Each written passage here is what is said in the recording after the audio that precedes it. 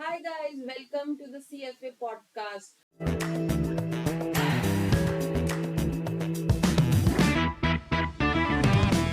और आज मैं Bhavna Gupta with my mentor and my boss Chirag Sethi के साथ आए हैं कुछ वियर्ड बातें करने। आज हम डार्क साइड ऑफ फिटनेस के बारे में, न्यूट्रिशन के बारे में बात करने जा रहे हैं। बिकॉज हर फील्ड में ना, हर जगह कुछ ना कुछ ऐसी चीजें होती हैं जो लोग चाहते हैं, लेकिन वो कैसे करना है या उसको किसी सामने वाले के लिए पुट थ्रू कैसे करना है, तो वो जो पूरा सिचुएशन है वो बहुत वियर्ड हो जाता है। प्रोटीन्स को लेके, फैट्स को लेके, वैसे ही इस इंडस्ट्री में बहुत मिथ्स हैं। सो ये जो डार्क साइड है, जहाँ पे लोग ऐसे अजीबो गरीब एकदम चीजें लेके आपके सामने आ जाते हैं, उनसे कैसे डील करें या क्या आइडियाज हैं, आज हम उस बारे में बात करते हैं। तो सर, सबसे पहला मेरा सवाल आपसे यही है कि आज तक आप इतने सालों से लोगों को डील कर रहे हो for diet, for fitness, as a mentor, तो सबसे वियर्डेस्ट, सबसे खतरनाक जो आपको एक रिक्वेस्ट आई होगी वो क्या है? खतरनाक तो जैसा कुछ नहीं होता, वही सबको होता है, पतला होना है, एब्स निकालने हैं, परफॉर्मेंस है।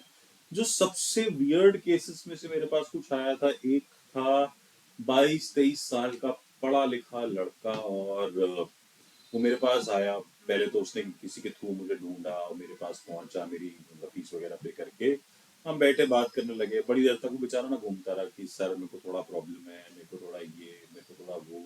तो मैंने उससे बोला, मैंने कहा यार 15 मिनट हो गए हैं, मतलब एक्चुअल प्रॉब्लम है क्या, मुझे बता तो सही। तो धीरे धीरे उसने बोला कि सर मैं ना जब अपनी गर्लफ्रेंड के साथ घूमने जाता हूँ तो मैं कुछ कर नहीं पाता। मुझे समझ नहीं आया क्या कर नहीं पाता। बोला सर मेरे से कुछ होता ही नहीं है। मैंने कहा यार ये एक प्रॉब्लम है तेरी। बोला हाँ सर, और जब भी मैंने किसी को बताने की कोशिश करी तो सबने मजाक बनाया। तो मैंने सबसे पहले क्वेश्चन पूछा, मैंने कहा बॉस कोई एनाबॉलिक साइकिल या कुछ?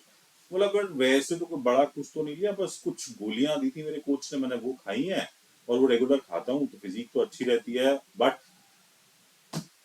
झंडा जो है वो पस्त रहता है। तो बेसिकली इस तरह का केस है। अब आप सोचिए 22-23 साल का लड़का, अच्छी फिजिक, अच्छी बॉडी, और इस तरह की प्रॉब्लम लेके मेरे पास आया। तो मैंने उसे ब्लड टेस्ट के लिए भेजा। मैंने कहा भाई पहले अगर डॉक्टर के पास भी रिकमेंड करना है तो ब्लड टेस्ट तो करा। तो ब्लड टेस्ट में देखा तो टेस्टोस्टेरोन वैल्यू रूफ टॉप थी, रूफ टॉप। LHFSH 0, स्पर्मेटोजेनेसिस हो नहीं रहा था। मतलब प्रैक्टिकली इतना बुरा हाल था, इतना बुरा हाल था, मैं क्या बताऊं। मतलब इस बॉडी के साथ भी आप बेचारा कुछ नहीं कर पाएगा, क्योंकि सारे के सारे हार्मोन्स की गड़बड़ी थी। और उसको क्या लग रहा था कि कुछ टैबलेट्स तो खा रहा हूँ, इससे क्या हो जाएगा। मतलब वो केस देख के मुझे ऐसा लगा कि आप एक 22-23 साल के बच्चे की पूरी जिंदगी आप खराब कर रहे हो इन तरह की दवाइयां देने के बाद। तो एक ऐसा केस था जो मेरे को हमेशा याद रहेगा कि कैसे एक 22 साल का लड़का 3-4 साल तक इस चीज के उसमें घूमता रहा कि किसी डॉक्टर के पास जा रहा है, कभी कोई टेस्ट करा रहा है, कभी कुछ करा रहा है। उसको 3 साल लगे थे वापस आने में। लैक ऑफ इंफॉर्मेशन ना, मतलब लोग क्या कर रहे हैं, क्या खा रहे हैं, कोचेस पे, गुरुजीस पे जो अंधा विश्वास है वो कहीं ना कहीं ले डूबता है। बिल्कुल ऐसी सिचुएशन है। ऐसा कोई तेरा भी एक्सपीरियंस है जो बहुत वियर्ड रहा हो, जो तुझे याद रह गया? हाँ, सो मेरे साथ भी एक बार ऐसा हुआ था। सो एक फीमेल थी and she was in like her 30 something. तो उनका मेरे लिए रिक्वेस्ट था कि मैं कुछ भी खाऊंगी, मैं कुछ भी छोड़ दूंगी, आप मुझे बॉइल्ड वेजिटेबल का डाइट दे दो, लेकिन I want to be have a like a Brazilian bikini body. Brazilian ass, हाँ सबको चाहिए ब्राजीलियन एस। सो स्क्वाट नहीं करना, पर चाहिए ब्राजीलियन एस। हाँ, सो कभी कभी ये समझाना कि भाई वर्कआउट भी बहुत जरूरी है, सिर्फ खा के खाना सीधा वही नहीं लगेगा जहां आप चाहते हो। पूरा जो आपका लाइफस्टाइल है वो उसके अकॉर्डिंग होना चाहिए।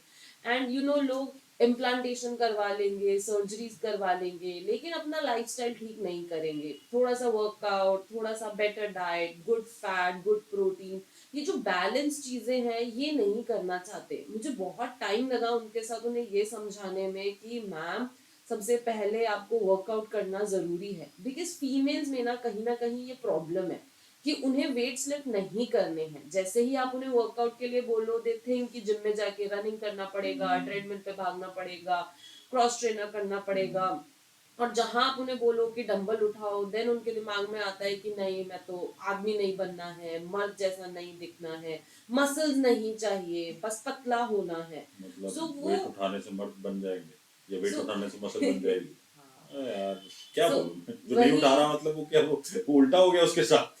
वही तो फिर ये माइंडसेट चेंज करने में आपको 6 महीने लगते हैं, फिर उस तरह की बॉडी पे रिजल्ट्स लाने में आपको 6 महीने लगते हैं। सो वो एक बहुत टफ केस था मेरे लिए हैंडल करना, बिकॉज वो माइंडसेट बदलना और समझाना कि you know what you want, उसके लिए टाइम लगेगा, चीजें इंप्रूव करनी पड़ेंगी, वर्कआउट करना पड़ेगा। It's really tough, but results तो आए थे उन्हें, लेकिन बहुत स्लो। ऐसी बात करते करते मुझे याद आया एक और इंसिडेंट। एक लड़का था थोड़ा अच्छा, इन इज 30s। उसको प्रोटीन सप्लीमेंट दिया होगा ट्रेनर ने, और वो मुझे याद है, मैं जिस जिम में एक्सरसाइज करता था वो भी वही एक्सरसाइज करता था, और वो बेचारे ने स्पेशली 1200-1500 रुपये महीने में एक लॉकर ले रखा था, प्रोटीन वहां रखता था और दिन में 3 बार आता था वहां पे। जिम आता था सिर्फ प्रोटीन पीने के लिए। इतना डर था उसे अपनी फैमिली से कि मैं पता नहीं ऐसा क्या खा रहा हूँ कि उस बेचारे को 3 बार दिन में जिम आना पड़ता था सिर्फ प्रोटीन पीने के लिए। मतलब बट बिल्कुल लैक सर ऑफ नॉलेज है ये तो। बट सर मैं यहाँ पे एक ऐड करना चाहती हूँ। हम एज अ फैमिली अपने बच्चों को बॉर्नविटा देने से नहीं डरते, हम अपने छोटे हम्म। इन्फेंट बच्चों को सैरेलैक देने से नहीं डरते। हम जो ये बाकी की चीजें हैं, केलॉग्स है, मूसली है, आपको याद है केलॉग्स के जो एक स्पेशल डाइट आई थी कि वेट लॉस होगा, नाश्ते में हम्म। केलॉग्स के खाओ। हम as a individual, as a family ये सारी चीजें करने से नहीं डरते। हम ये जो बाकी के जिनमें बहुत हाई शुगर है, बहुत हाई सॉल्ट है, ये सब चीजें हम जो एक्चुअली आपकी हेल्थ को खराब करता है, हम उससे नहीं डरते हैं। लेकिन जो चीज सिर्फ एक डब्बे में आ रही है, वो हमें कहीं ना कहीं लगता है कि स्टेरॉइड है। और एक और मेरे को फनी इंसिडेंट याद है कि फीमेल क्लाइंट मेरे पास आई थी कि सर, मतलब उसकी बस्ट साइज ज़्यादा थी कि सर ज़्यादा चेस्ट का वर्कआउट नहीं करूँगी, यहाँ तो और बल्कअप हो जाएगा। और मेरे को उसे बड़ा समझाना पड़ा कि मैम, फैट का, एरियोलर टिश्यू का, मसल का डिस्टिंक्शन बहुत अलग है, जो पुशिंग मोशंस हैं वो बहुत अलग होते हैं, और इस तरह के डिस्कशन ना बहुत अनकंफर्टेबल हो जाते हैं कई बार कि अब कैसे समझाओ इस चीज़ को। तो कई बार उन्हें आपको वीडियोस भेजनी पड़ती हैं, कई बार आपको उन्हें कुछ टेक्स्ट भेजना पड़ता है टू मेक देम अंडरस्टैंड। ये हो गया स्पेशली मेंस्ट्रुएशन के around when you have to talk to female clients, although very professional talks, but just to tell them and just to ask them कि मैम, ये दिन के अकॉर्डिंग आपका ये डाइट है, ये वर्कआउट होना चाहिए। इस तरह की चीजें भावना बहुत ज्यादा होती है, और मेल ट्रेनर्स यूजुअली बहुत ज्यादा है इस इंडस्ट्री में, और फीमेल क्लाइंट्स हैं 50-50 डिवीजन में। तो मुझे लगता है ये कॉन्वर्सेशन भी बहुत इंपॉर्टेंट है कि कैसे आप अपने क्लाइंट से इस तरह की कॉन्वर्सेशन भी बहुत कंफर्टेबली कर सकते हो। मुझे भी याद है, मेरे पास जनरली जो फीमेल्स आती हैं वो इसके ऑपोजिट होता है कि मुझे साइज कम करना है, बहुत हैवी चेस्ट साइज है, लूज अप करना है ताकि फैट कम हो, लेकिन उसके लिए they just want to do running, they don't want to do strength training, metabolism boost up नहीं करना है, सिर्फ रनिंग करना है, घंटा भर ट्रेडमिल पे वॉक करना है, लेकिन लिफ्टिंग नहीं करना है, डेड लिफ्ट नहीं करना है, स्क्वाट्स नहीं करना है कि इसमें मसल इन्वॉल्व होगा तो मसल बन जाएगा।